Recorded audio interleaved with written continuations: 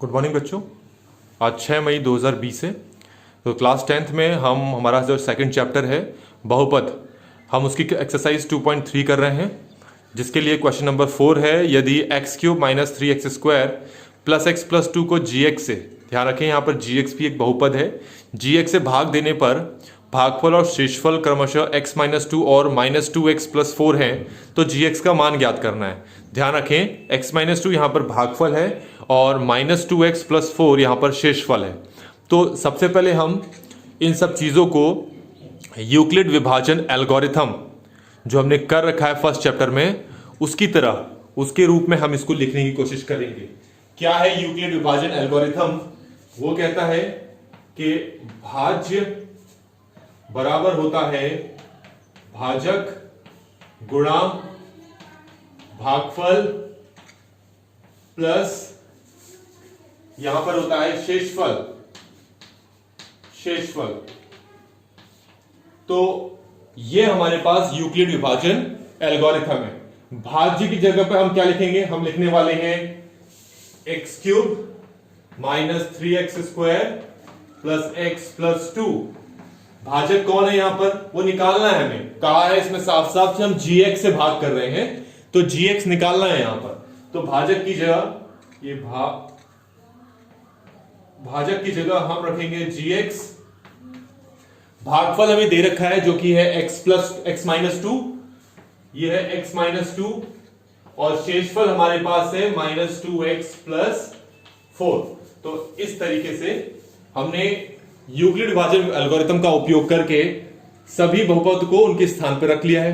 अब थोड़ा इसको हल करके हम gx का मान निकालने की कोशिश करते हैं। तो आप देख रहे हैं जो शेषफल है आपका बिल्कुल एक्सट्रीम लेफ्ट में दाईं तरफ है, उसको हम यहां लाते हैं और इसके साथ हल करते हैं।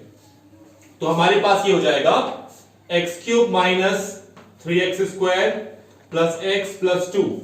क्योंकि यहां प्लस है तो जब इसको लेके आएंगे तो ये जाएगा minus 2x plus 4 equal to gx multiply x minus 2। हमने इस तरीके से इसको लिख लिया है।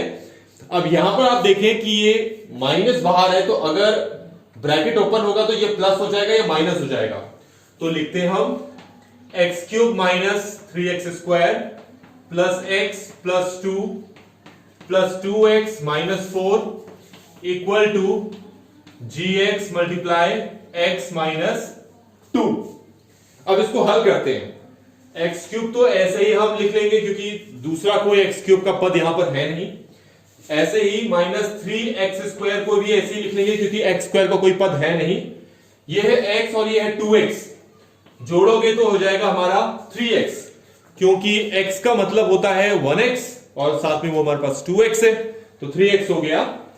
2 माइनस 4 कितना होता है? Minus 2 equal to gx multiply x minus 2। अब इसके बाद हम क्या करने वाले हैं? ये जो हमारे पास x माइनस 2 है जो gx के साथ गुणा हो रखा है, इसको हम इसके नीचे ले आएंगे अगले स्टेप में। तो जब इसको हम इसके नीचे ले आएंगे तो हमारे पास जो gx है वो अपनी ही जगह पर रहेगा। तो करते हैं जरा। तो हम लिखते हैं x³ minus 3x² plus 3x minus 2 बट्टे में कौन आएगा? x माइनस 2, और वहां कौन बचेगा? Equal to gx।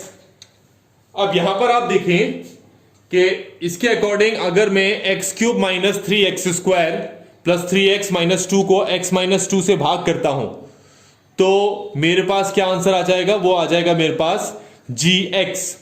तो भाग करने का वही तरीका हम अप्लाई करेंगे जो अब तक हम यहां अप्लाई कर चुके हैं। तो भाग करते हैं हम।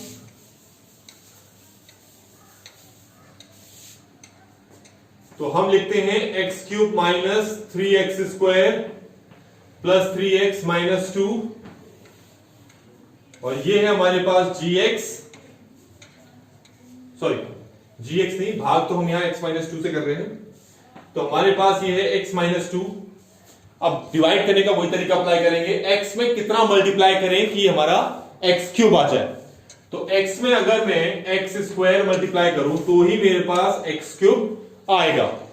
अब मेरे पास जो है वहां पर है -2 को भी एक्स स्क्वायर से मल्टीप्लाई करेंगे तो ये आएगा -2x²। अब क्या करेंगे, इसके बाद आपको पता है इन दोनों बहुपदों को हम माइनस करेंगे। माइनस करने पे इन दोनों के साइन क्या होंगे, यहां पर चेंज होंगे। इसका साइन प्लस है तो हो जाएगा माइनस, इसका माइनस है तो हो जाएगा प्लस। ये टर्म्स यहां पर कैंसिल हो जाएंगी तो आपके पास आया -3x² + 2x², जो कि कितना हो जाएगा -x²। और बाकी पदों को हम एज इट इज कॉपी करके यहां लिख देंगे। ठीक हो गया। अब x के लिए हम फिर से भाग कर, इसको हम फिर से भाग करेंगे। x में कितना मल्टीप्लाई करो कि -x² आ जाए।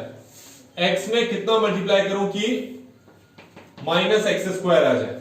तो पहले तो देखो यहां x है, जब दो x होते हैं x क्या हो गया x², पर एक माइनस भी लाना है तो आपको -x से मल्टीप्लाई करना पड़ेगा। तो x में जब आप -x मल्टीप्लाई करेंगे तो ये आ जाएगा -x²। और इस -2 को जब -x से मल्टीप्लाई करेंगे, -2 को अगर आप -x से मल्टीप्लाई करते हैं तो माइनस माइनस हो जाता है कैंसिल। क्या बचा आपके पास, सिर्फ 2x बचा। तो हम यहां लिख लेते हैं +2x। इसके बाद साइन चेंज करेंगे इसके, ये है माइनस तो हो जाएगा प्लस, ये प्लस है तो हो जाएगा माइनस। ये पहली टर्म हमेशा कट जाती है। +3x - 2x कितना देगा आपको, x - 2। अब वही है, x में कितना मल्टीप्लाई करो कि x आ जाए, तो सिंपल सी बात है 1 करूंगा मल्टीप्लाई तो ही x आएगा। -2 में भी 1 मल्टीप्लाई करूंगा तो कितना आएगा -2। दोनों सेम है तो ये कट गया और आपके पास फाइनली जो आंसर आ रहा है वो कितना आ रहा है, आप देख सकते हैं। आपके पास जो आंसर आ रहा है वो है x - x + 1। तो इस तरीके से हमारा ये क्वेश्चन यहीं पर सॉल्व होता है। क्वेश्चन 5 का जो फर्स्ट पार्ट है वो है घात px बराबर घात qx। क्या करना है, इसमें आपको बहुपद दे रखे हैं px, gx, qx और rx।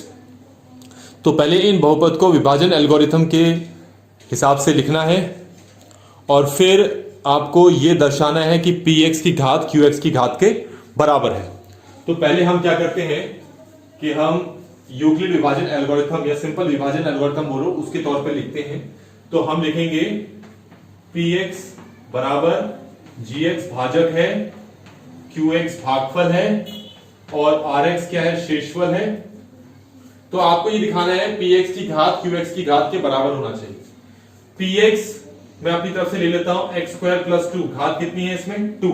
जब आपसे कह रहे हैं कि px की घात 2 है, इसका मतलब है उस बहुपद में x के सबसे बड़ी पावर कितनी होनी चाहिए, 2। ठीक है, हमें gx अभी के लिए नहीं पता, ठीक है।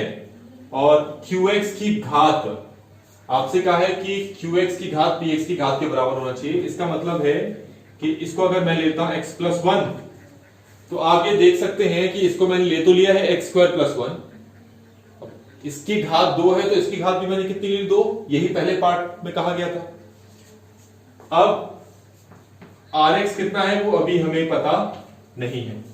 तो अब हमें क्या करना है, आप ये देखें कि gx हमारे पास क्या है, एक भाजक है और हमारे पास जो भागफल है वो कितना है, हमने x² + 1 ले लिया। आप ये याद रखें कि भाजक जो है भाज्य को विभक्त करता है तो भागफल आता है और शेषफल आता है, एक चीज। अब क्योंकि भाजक और भागफल दोनों एक साथ लिखे हैं तो अगर इस क्वेश्चन को आगे सॉल्व करना है तो क्योंकि ये आपका भाज्य है और इसके अकॉर्डिंग ये आपका भाजक है, ये भागफल और ये शेषफल है, तो अभी के लिए मैं मान लेता हूं कि मेरा ये भाजक है, ये भाज्य, ये भागफल और ये rx। तो अगर मैं x² + 2 को x² + 1 से भाग करूंगा, x² + 2 को x² + 1 से अगर भाग करूं, कैसे करूंगा, x² 1 जा कितना हो जाएगा x², फिर 1 1 जा कितना हो गया 1, माइनस करेंगे, ये कट गया तो कितना आया आंसर 1। इसका मतलब ये आपका क्या आ गया भागफल, ये क्या आ गया आपका शेषफल। तो x² + 2 = 2। तो जब x² + 1 को इससे गुणा किया तभी तो आपके पास शेषफल कितना है, 1 आया। आपको बता चुका था क्योंकि मैंने इससे भाग किया तो मैंने इसको मान के चला कि मान लो ये भाजक है, ये भागफल है, तो भागफल कितना आया आपका 1। भाजक आपने किसको मान लिया था अभी के लिए x² + 1 और शेषफल कितना आया 1। अब आते हैं क्योंकि पूरा क्वेश्चन सॉल्व हो चुका है, अब आते हैं हम अपने एक्चुअल क्वेश्चन की तरफ। ये हमारा क्या है भाजक, ये क्या है भाज्य, भाजक, भागफल, शेषफल। मैंने इसको x² + 1 से डिवाइड किया था जो कि क्या था क्वेश्चन के अकॉर्डिंग एक भागफल था, इससे डिवाइड किया तो मेरा gx आ गया 1 और rx आ गया 1। अब इसी को दूसरी तरीके से देखो, एक्चुअल भाजक कौन है 1 है, तो अगर मैं x² + 2 को 1 से भाग करूं तो आप देखेंगे कि आपका जो भागफल है वो x² + 1 ही आएगा और शेषफल आपका 1 ही आएगा। आप ये करके देख सकते हैं। तो सिचुएशन के हिसाब से भाजक या भाज्य ये आपस में अपनी प्रॉपर्टी को एक्सचेंज कर सकते हैं। मतलब ये अभी के लिए अगर ये भाजक है तो ये भी भाजक बन सकता है, तब फिर ये क्या बन जाएगा आपका भागफल। ये जब भाजक है तो ये भागफल, ये जब भाजक है तो ये भागफल। लेकिन जो फाइनल क्वेश्चन आएगा उसमें ये इसी को बोलो आप भाजक, ये हो जाएगा भागफल, वो शेषफल और ये भाज्य। तो इस तरीके से हमारे पास जो पहला पार्ट है 5th क्वेश्चन का वो कंप्लीट होता है। हमारा जो अगला पार्ट है वो है घात qx आपकी घात rx के बराबर होनी चाहिए। तो हम फिर से यूक्लिड विभाजन एल्गोरिथम को लिखते हैं जो कि है px बराबर gx आपका भाजक, qx आपके पास भागफल और rx आपके पास हो गया शेषफल। तुम्हें कहा है इन दोनों का जो घात है वो एक जैसा होना चाहिए। तो अगर इन दोनों का घात एक जैसा होना चाहिए तो अगर मैं मान लो इसकी तरफ से बिल्कुल पीछे जैसा लेता हूं थोड़ा आसान रहेगा। अगर मान लो मैंने इसको लिया x² + 4 मान लेते हैं और इसको मैं लेता हूं x² + 2 और अगर मैं अब भाग करूं, ध्यान रखें कौन है यहां पर भाजक, ये है gx। इसको भाजक से अगर मैं भाग करता हूं x² + 4 को तो जरा देखो उत्तर क्या आ रहा है आपके पास। x² + 2 से कर रहा हूं तो x² 1 सा कितना हो गया x², 2 1 सा कितना हो गया 2। साइन चेंज करेंगे, ये प्लस है माइनस, ये प्लस है ये माइनस, ये कैंसिल हो गया। 4 - 2 कितना हो गया 2। शेषफल कितना आ गया मेरे पास 2। तो लिखते हैं ये कितना निकल आया भागफल 1 और मेरे पास जो rx है शेषफल कहते हैं वो कितना आया 2। अब देखें क्वेश्चन के अकॉर्डिंग qx का घात और rx का घात एक जैसा होना चाहिए। यहां पर जो qx है उसमें कोई चर राशि नहीं है। किसी बहुपद में अगर कोई चर राशि नहीं होती इसका मतलब उसमें x 0 होती है। ठीक है, जैसे ये मैंने लिखा क्योंकि x 0 हमेशा कितना होता है 1, तो कहीं पर अगर 2 लिखा है तो इसका मतलब होता है 2 × x 0। कहीं पर 1 लिखा है तो उसका मतलब होता है 1 × x 0, क्योंकि x 0 तो 1 ही होता है। तो 1 को 1 से मल्टीप्लाई करो तो 1 आएगा, 1 को 2 से मल्टीप्लाई करोगे तो 2 आएगा, तो कोई फर्क नहीं पड़ेगा। तो यहां पर अगर तुमसे पूछे x की घात कितनी है तुम बोलोगे 0। यहां पर x की घात कितनी है 0, तो खाली कोई अगर नंबर होगा तो उसमें x की घात एक जैसी होगी जो कि 0। तो क्वेश्चन में यही कहा था qx की घात और rx की घात क्या होनी चाहिए एक जैसी होनी चाहिए, जो कि इस क्वेश्चन में मैंने प्रूफ करके दिखा दिया है। हमारा जो अगला पार्ट है वो है घात qx आपकी घात rx के बराबर होनी चाहिए।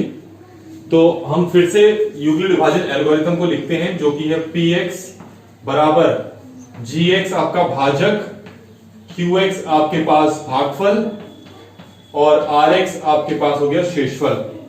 तुम्हें कहा है इन दोनों का जो घात है वो एक जैसा होना चाहिए।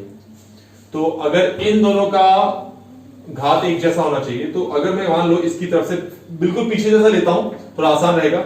अगर मान लो मैंने इसको लिया x² + 4 मान लेते हैं और इसको मैं लेता हूं x² + 2 और अगर मैं अब भाग करूं, ध्यान रखें कौन है यहां पर भाजक, ये है gx।